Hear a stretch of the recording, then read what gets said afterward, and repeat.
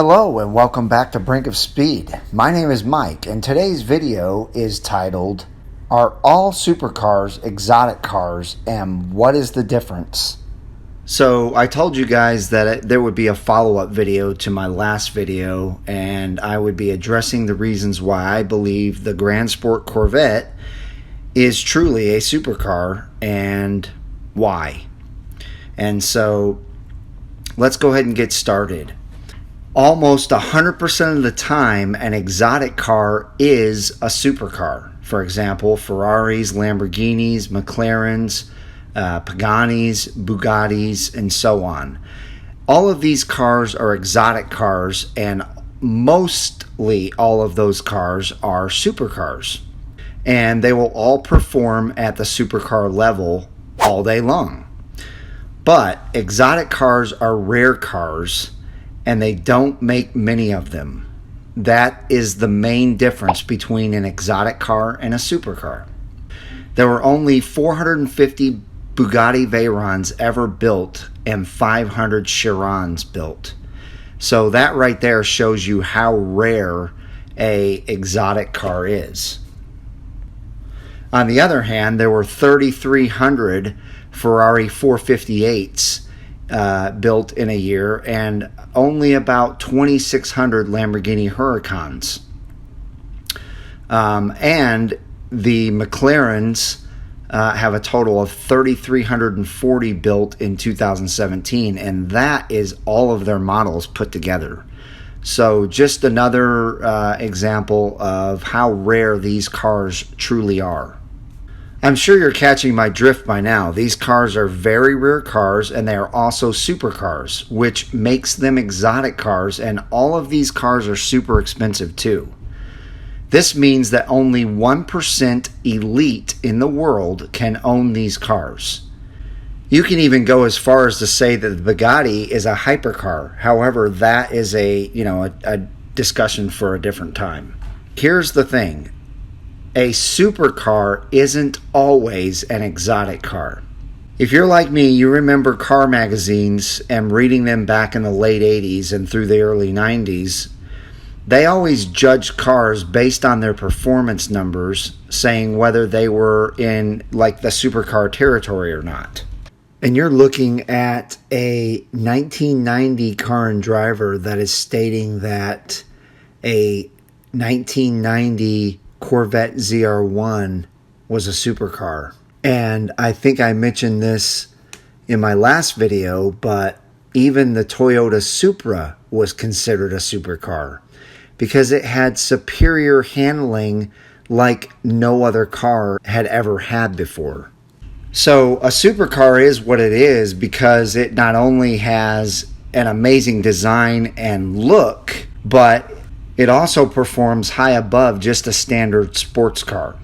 If you are willing to put the Corvette Grand Sport in the same category as a Mazda Miata, as both being sports cars, the Miata costing less than half the price of a Grand Sport and having way less than half the power and not even close to the same handling around a road course, why wouldn't you be willing to state that a Grand Sport is in the same class as a Ferrari 458?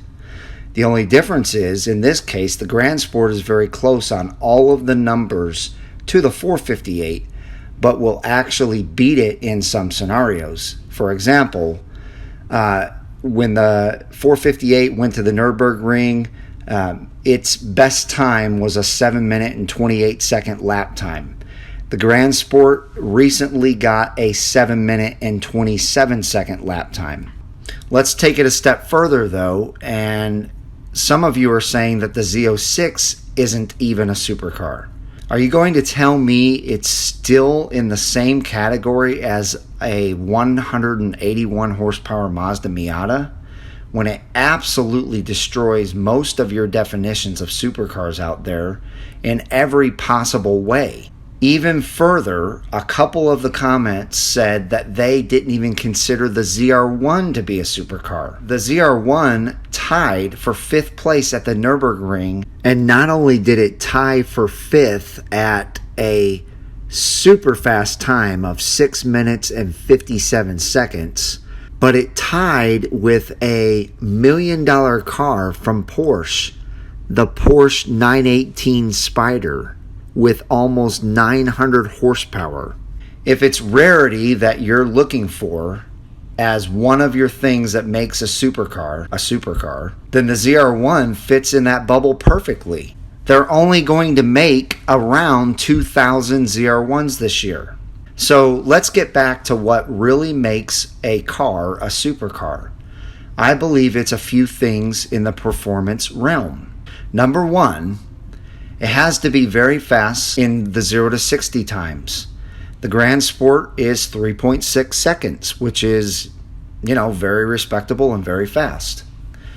It also has to have a fast quarter mile. The Grand Sport has a 12.2, which isn't extremely fast, but if you're going to compare this car to a Miata, the Miata does 0 to 60 2.5 seconds slower, and the quarter mile 2.6 seconds slower. So, in my opinion, trying to put the Grand Sport in the same category as a Miata, both being sports cars, just doesn't make any sense.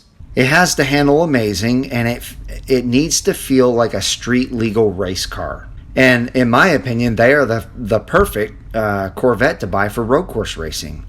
They don't have supercharger or turbochargers, which keeps the engine cooler out on the road course. And as I stated in my last video, 99% of us can't handle the power of a Z06 or a ZR1 on a road course anyway. The number 4 reason is this car comes standard with huge, wide tires that are basically slicks. In my opinion, this makes it very clear that this car was built for superb performance, and that any other tire wouldn't be able to keep up with this car's performance. And if you take a look at, a car like the Miata or a car like a 370Z or, any of those types of sports cars, they're going to have very narrow tires on them. They're not going to come stock with these giant wide tires, and they're also not going to come stock with basically slicks on them. The number 5 reason is it has to have a sleek and beautiful design that sets it apart from an everyday sports car. And I'm telling you, this Grand Sport has that look for sure. So as you can see, I believe most people lump supercars together with exotic cars and think of them as one and the same, but they're not. There are clear differences between them, and while I would say that almost 100% of exotic cars are definitely supercars, not all supercars are exotic cars. And I hope you guys understand what I'm saying here. I hope you understand the differences. An exotic car is going to be extremely expensive, extremely rare, and have all of the performance of a supercar.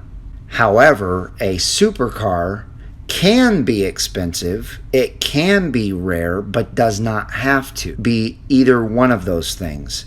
It can just have amazing performance and all around good looks, and that is what makes it a supercar.